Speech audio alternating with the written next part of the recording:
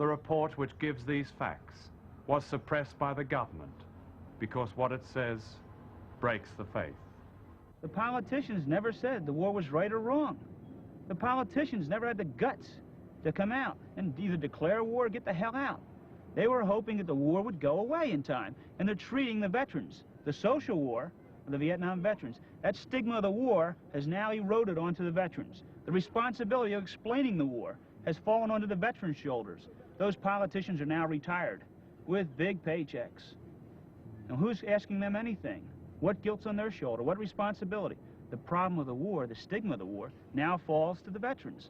America's uncomfortable with the Vietnam War, but you got to heal from that war, just like a wound. You got to scrub it, you got to debride it, you got to examine it, and you'll cleanse from it. What they've done with the Vietnam War, and because of that, it's fallen on the Vietnam veteran, is taking the wound and putting it in the closet. What's happened is it's festered.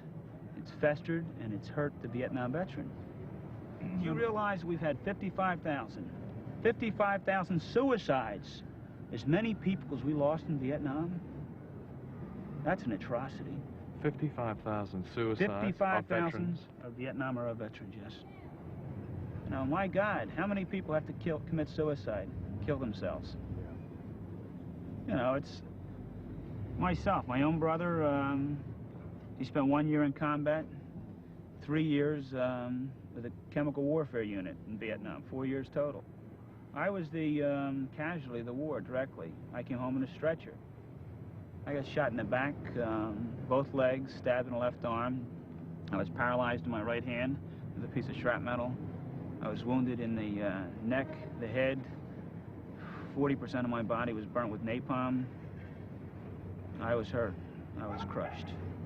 Could I explain the war when I come home? No. I remember the New York Times calling me, talking to me, and they said, Captain Christian, what was my philosophy on the war? I only graduated from high school, so I didn't know what my philosophy was supposed to be. I told him that I feel as though we should either fight a war to win or get the hell out. Yeah. With that, I was restricted to my ward, just restricted to my room as a hospital patient.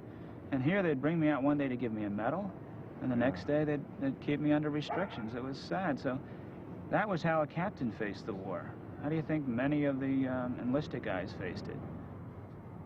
You look at it, you look at the thing, you think, geez, was there a method for them coming back one at a time? Not like in World War I, where everyone came back in mass and they formed their veterans organizations. Was there any real madness to the politicians in bringing them back and letting them infiltrate back into society? One day in a war, one day back here?